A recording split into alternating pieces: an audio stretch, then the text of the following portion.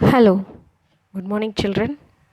And today we are going to see a new poem that is March, a very beautiful song. It is written by William Wordsworth. Before that, moving on to the poem, we're just going to see few things. See, you can understand this later in the next slides. Okay, according to the lunisolar Hindu calendar, there are 6 seasons or ritus in a year. Since Vedic times, Hindus across India and South Asia have used this calendar to structure their lives around the season of the year. The faithful still use it today for important Hindu festivals and religious occasions. Okay, so what is that? See, have you can you see this? Yeah. See, India is blessed with 6 different seasons. Okay, especially India is blessed with all these seasons, different variety of seasons: spring, summer, rainy, autumn. Okay, see, this is called as Ritu. This is called as Ritu. The seasons are called as Ritu. So we start with spring. Springtime is called Vasant Ritu, which is considered the king of seasons for its time mild pleasant weather across much of India. When the leaves of trees fall, when new leaves emerges. Okay, so when the new leaves emerges or beautiful, the spring is always very beautiful. And the next one is that Grishma Ritu. Grishma Ritu is summer. See, in this, you gradually it is a hotter season. Okay, this is an hotter season, summertime. Okay, say in this season, what you will like to do in the summer season?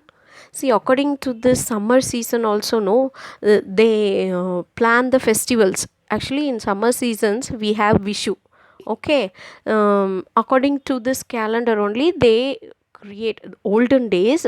Even still now some believe in that. Okay, then Varsha Ritu. It is a time of year when it rains heavily from the month of June. It starts raining across entire India. Okay, which indicates the start of monsoon season.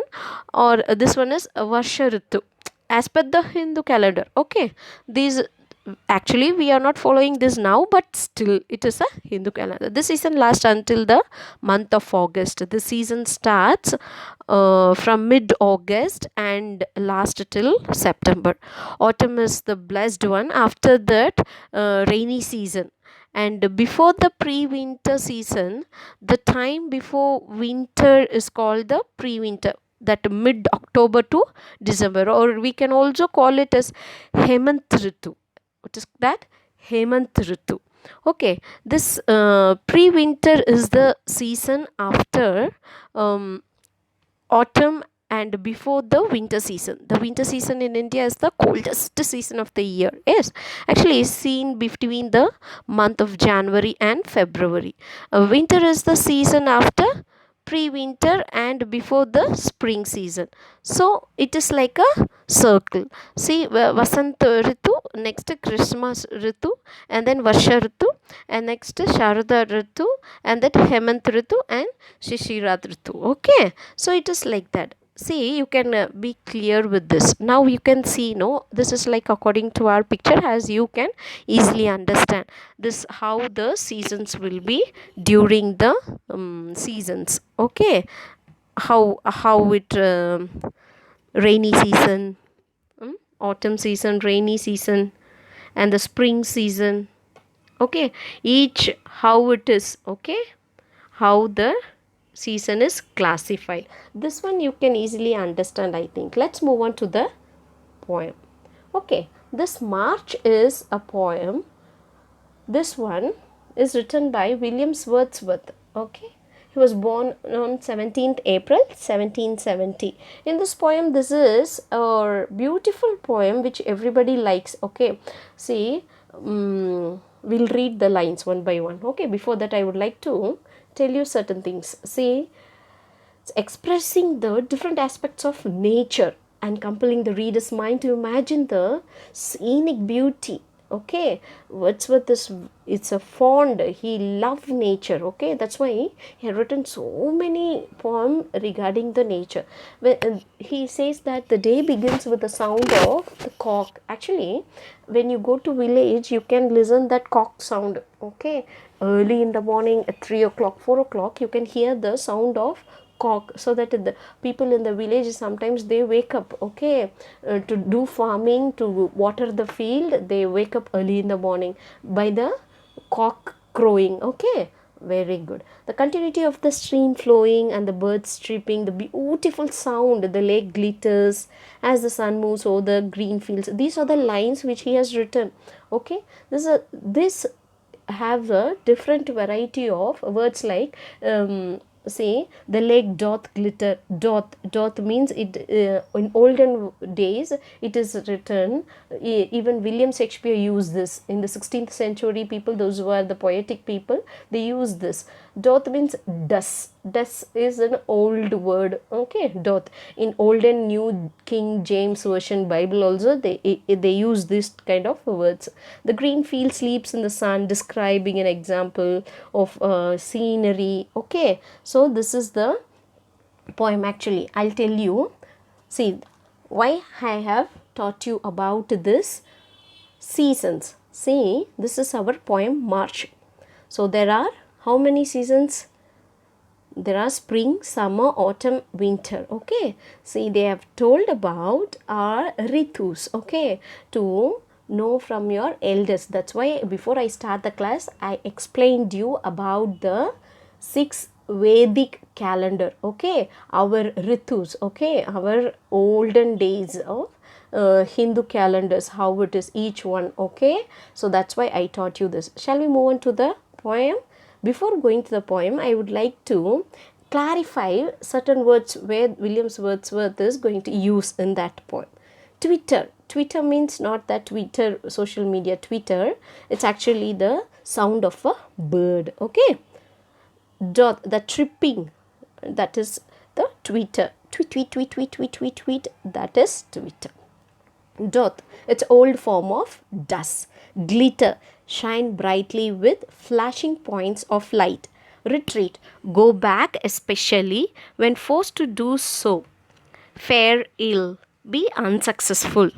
Ploughboy, in olden times, the boys who lead the horse that is pulling the plough.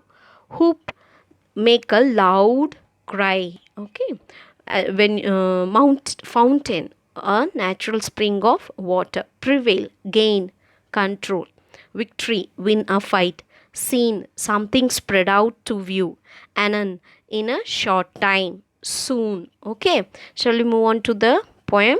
Okay, see, this is the poem. How it is explained, I'll just let you know. First we'll read this and later I will explain this. First, line by line we'll read. The cock is crowing, the stream is flowing, the small birds twitter, the lake doth glitter, the green field sleeps in the sun. The oldest and the youngest are at work with the strongest. The cattle are grazing, their heads never raising. There are 40 feeding like one. Like one army defeated, the snow hath retreated, and now doth fare in. On the top of the bare hill, the ploughboy is whooping, Anon, Anon. There's joy in the mountain, there's life in the fountain. Small clouds are sailing, blue sky prevailing. The rain is over and gone. Actually, I just want to explain you what it is written. See, in this first stanza, actually this five lines, no, if you club it together, it is 10 lines. Each line is expressing the different aspects of nature and compelling the reader's mind to imagine the scenic beauty that Wordsworth is describing. The day begins with the sound of what? Cock. Okay, it indicates the rise of a new day amidst the continuity of the stream flowing. The birds chirp around, the lake glitters as the sun moves over the green fields. People young and old, regardless of their age, are seen to be working with utmost concentration, not raising their heads while the cattle graze around. Okay, they are looking like a group. Yes or no? They are looking like a group. A normal day in the world is described in order to show routines. Okay, that's certain. Okay, but stressing the different aspects of nature, Wordsworth draws a detailed picture in the reader's head, which adds to the authenticity of emotions and feelings. Okay, and the continuity is the second stanza. The second stanza is clubbing of these two lines. Snow is compared to a defeated army as it retreats and the spring takes over the earth. Now, without the snow, the hill is bare and open to change. The bare hills will be covered in green and flowers in no time as the springtime begins. A plowboy is ecstatic with the change in season as he goes around with joy. The mountains and the fountains seem to come to life as spring takes over the harsh winter days. Okay, the skies are blue and clear with small clouds moving smoothly. The days of rain, winter and harsh times are over and gone, while the see, the first stanza expresses the normal day of the life. The second stanza shows the changing of times. Yes or no? The first is the normal day, how we wake up, what are the things we do, how we wake up, all these things. And the second stanza, it is changed, the seasons changing. Okay, so he shows the accounting the nature's reaction to the positive change. Okay,